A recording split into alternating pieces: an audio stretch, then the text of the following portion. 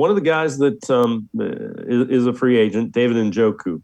Let's take a look at his Pro Football Focus rankings. 15th out of 74. You see the grade.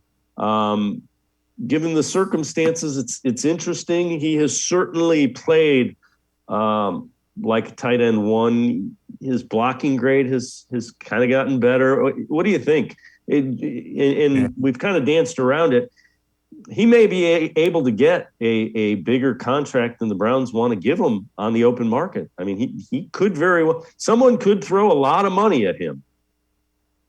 Yeah, he's an intriguing guy, I think, around the league because he's still young, right? I mean, he's been in the league since 2007. He's like 25 or 26. Incredibly gifted physically, right? Jumps high, runs fast. I think he's got a little better catching the ball consistency-wise. You don't see as many drops. You still see some, but not, I don't think nearly as many. I do think he's improved as a blocker. When you run the system Kevin Stefanski runs, you need a couple of good tight ends, right? You probably need 3 good tight ends. And Austin Hooper's been a disappointment. So I think that created a void, and David Njoku stepped into that void.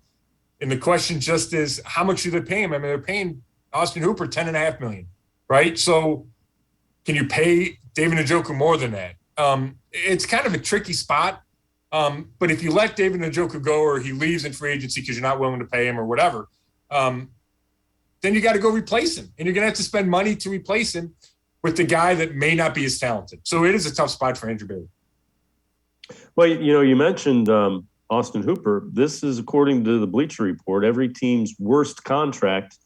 And right now they say it's Austin Hooper. 4 years, $42 million, set to expire 2024, set to have a 13.1 cap hit next season, or 13.3 rather, cap hit next season. But again, if there's a way to minimize that, there's no way to put it. Austin Hooper has not been what the Browns had hoped he would be when they went out and signed him. No, not at all. And he's not worth that contract, right? The question is, are you better off taking the cap hit and saving the salary that you would have to spend, have to pay him, and then going to get another tight end? And I don't know if the Browns would be better off because he's still a player in this league. He's still, starting caliber or borderline starting caliber. He certainly would play a bunch next year if the Browns brought him back because I think he does have value, especially as a blocker. He falls down too much after he catches passes, and he dropped too many balls this year. But I do think there's value there, but it's certainly not at $10.5 million. So that's a tough spot. I think Andrew Berry, not to take all the blame away from Andrew Berry, he knew he needed to go get tight ends when Kevin Stefanski took over. Hooper is probably the best one on that market. So he paid him, above what market value is, but that's what you do in free agency. And he winds up not living up to that. But I think it was kind of a tough spot for Andrew Berry. He needed to go get tight ends. So, it's tough because I think he does have value, but it's not that much value.